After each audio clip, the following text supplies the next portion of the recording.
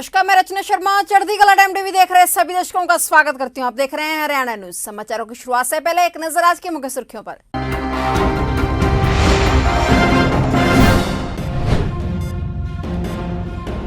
पर्यटन मंत्री से मिले सीएम मनोहर लाल खट्टर, टूरिज्म को लेकर की चर्चा।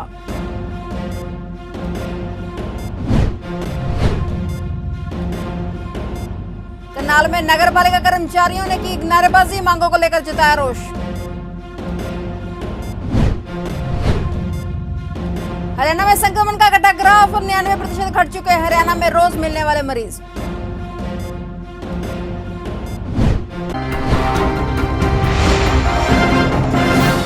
और अब समाचार विस्तार से। हरियाणा के मुख्यमंत्री मनोहर लाल खट्टर आज पर्यटन मंत्री प्रहलाद पटेल से मिलने पहुंचे। इस दौरान उन्होंने हरियाणा में टूरिज्म को लेकर चर्चा की। वहीं कृष्णा सर्किट 1 और सर्किट 2 को लेकर चर्चा हुई। इस दौरान सीएम खट्टर ने कहा कि ज्योतिसर में गीता और महाभारत को लेकर वर्चुअल म्यूजियम बनेगा, जिसे केंद्र और राज्य दोनों मिलकर बनाएंगे। वहीं साइंस सिटी और कुछ ट्रैक भी बनाए जाने की योजनाओं पर भी चर्चा हुई। गुरुग्राम से फरीदाबाद का आने जाने का सफर अब और महंगा हो गया है। टोल कंपनी ने टोल टैक्स की दरें 5 रुपए से लेकर 75 रुपए तक बढ़ा दी हैं। यह नई दरें सोमवार रात 12 बजे से लागू कर दी गई हैं। वहीं निजी गाड़ियों का मासिक पास अब 600 रुपए में और व्यावसायिक कार और जीप और वैन का मासिक पास 900 रुपए में बनेगा। मल्टी एक्सल वाहनों को अब एक चक्कर लगाने पर 300 की बजाय 350 रुपए और आने जाने के फेरे के लिए 525 रुपए टोल टैक्स देना होगा। जानकारी के अनुसार बंदवाड़ी गांव के पास स्थित इस टोल प्लाजा से रोजाना औसतन 50,000 वाहन गुजरते हैं। यह टोल प्लाजा स्टेट हाईवे पर है और लोक निर्माण विभाग के अंतर्गत आता है। नई दरों के मुताबिक निजी और व्यावसायिक वाहनों, कार, जीप व वैन चालकों को अब सिंगल फेरे के लिए 25 रुपए के बजाय 30 रुपए देने होंगे और वहीं 24 घंटे के अंदर आने जाने के फेरे के लिए 38 रुपए की बजाय 45 रुपए टोल टैक्स चुकाना होगा। अखाड़ा बाबा सहजगिरी गौ चिकित्सालय एवं गोधाम प्रांगण में मासिक बैठक का आयोजन हुआ, जिसकी अध्यक्षता संस्था के संस्थापक महेंद्र श्री आत्मानंदपुरी ने की। इस बैठक में आने वाले बारिश के मौसम में बीमार व घायल गौवंश की बढ़ती संख्या को लेकर विचार विमर्श किया गया। संस्था के प्रधान सतीश गुप्ता ने जानकारी दी कि अगस्त के महीने में बरसात के मौसम की वजह से एक्सीडेंट ज्यादा होते हैं, वो गौवंश बीमार भी ज्यादा होते हैं, जिसकी वजह से बीमार हुए घायल गौवंश की संख्या बढ़ जाती है। मगर जरूरत के अनुसार सब व्यवस्थाएं पहले से ही दुरुस्त कर दी गई हैं। संस्था के संस्थापक महेंद्र श्री आत्मानंदपुरी के द्वारा भी समस्त समाज को गौ सेवा करने का संदेश दिया गया। चिकित्सालय गौधाम प्रांगण जो कि हमारा पुरानी अनाज मंडी के पीछे स्थित है, यहाँ पर गौ जो जितने हमारे घायल गौवंश हैं उनको हमारे एम्बुलेंस के द्वारा कहीं से भी उठाने के लाने की सुविधा है। हम वहाँ से किसी के भी फ़ोन आने से हमारी एम्बुलेंस जाती है और वहाँ से बीमार या घायल गौवंश को लेकर यहाँ पर हम उसका अच्छी भली भांति इलाज करते हैं। और गौवंश के इलाज के लिए हमारे पास यहाँ पे समाज के सहयोग से एक बहुत अच्छी सुविधा है। जैसे कि हम लोग यहाँ पर हमने जो सुविधा के रूप में एक ऑपरेशन थिएटर हमने स्थापित किया है, एक हमारा यहाँ पर एक्सरे रूम है, ओपीडी है, अच्छी कुशल डॉक्टरों की एक टीम है।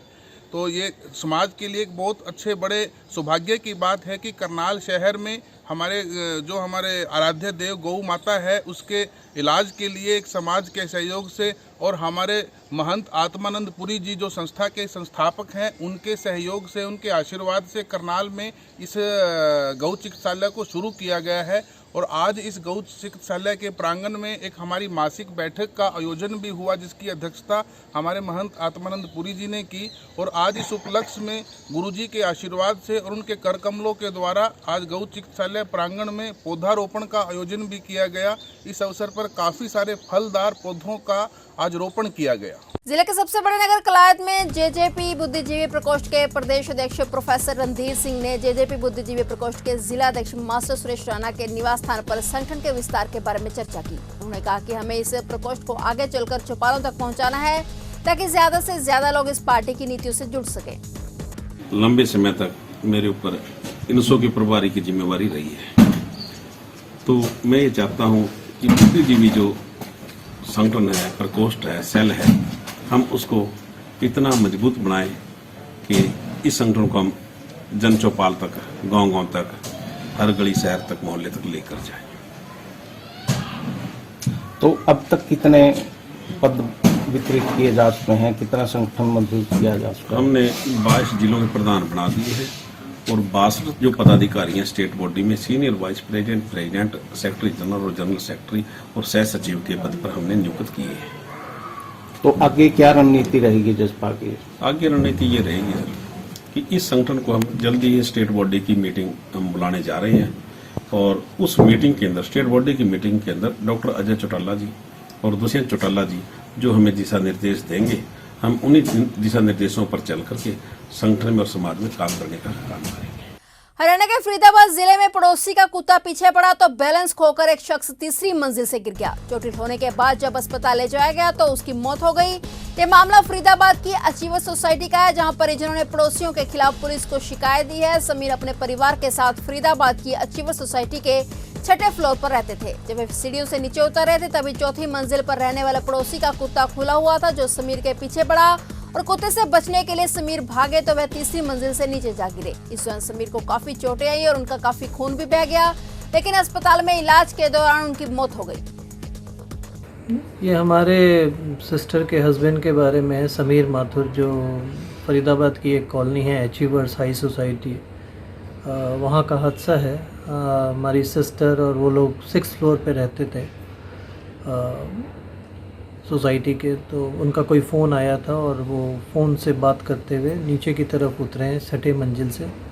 4थी मंजिल पे जो एक किराएदार हैं जो रहते हैं, जो अभी अभी आए थे 2 महीने पहले, उन्होंने अपने पास एक जर्मन शेफर्ड पाला हुआ है जो कि मतलब एक बहुत ऊंचा और हेल्दी कुत्ता होता है।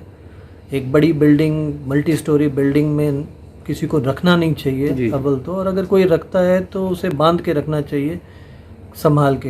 हमें कल जब शाम को हादसे के बाद कई लोग जो हमारे घर आए इसी बिल्डिंग के, उन्होंने सबने बताया कि किसी को पीछे वो भागा, किसी बच्चों के ऊपर कूदा है, इससे पहले भी हो चुका है। अनफॉर्चुनेट है कि अगर हम लोग उस समय सब लोग मिल के एक साथ इस बात का जिक्र किया होता या हमने उस समय कोई स्टेप ऐसा उठाया होता तो प्रोबेबली आज हमारे ब्रदर इन लॉ जो है बच गए होते।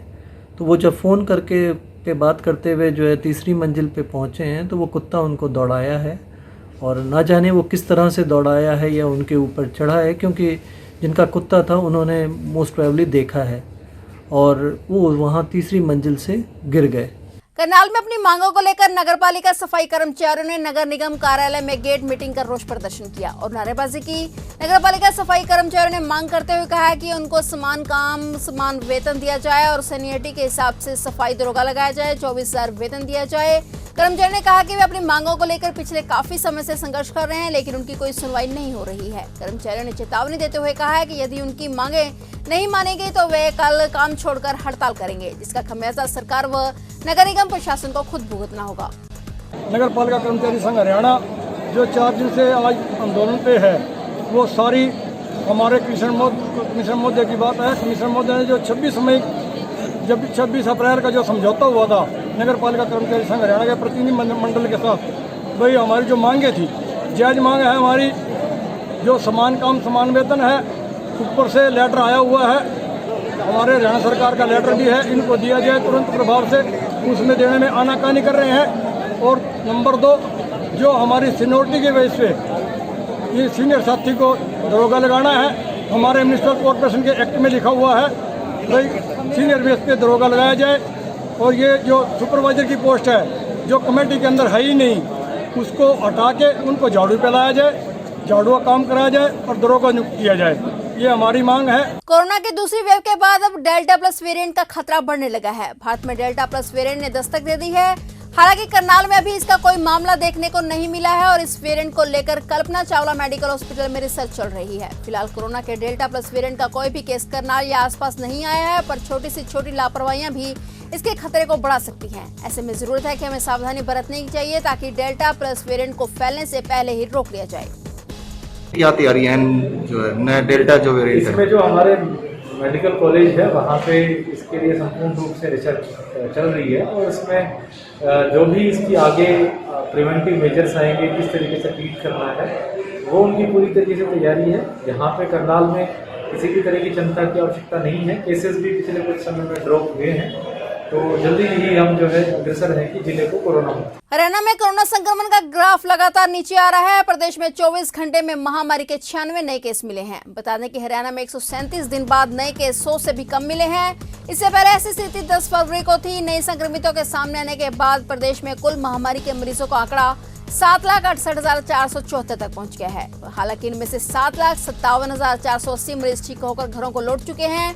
प्रदेश में 9,401 मरीजों की महामारी के कारण जान जा चुकी है। फिलहाल हरियाणा में कोरोना के 1,593 एक्टिव केस हैं, जिनका विभिन्न अस्पतालों में इलाज जारी है। फिलहाल हरियाणा न्यूज में इतना ही। तब तक के लिए देखते रहिए चढ़ती कला टाइम टीवी और मुझे दीजिए इजाजत। धन्यवाद।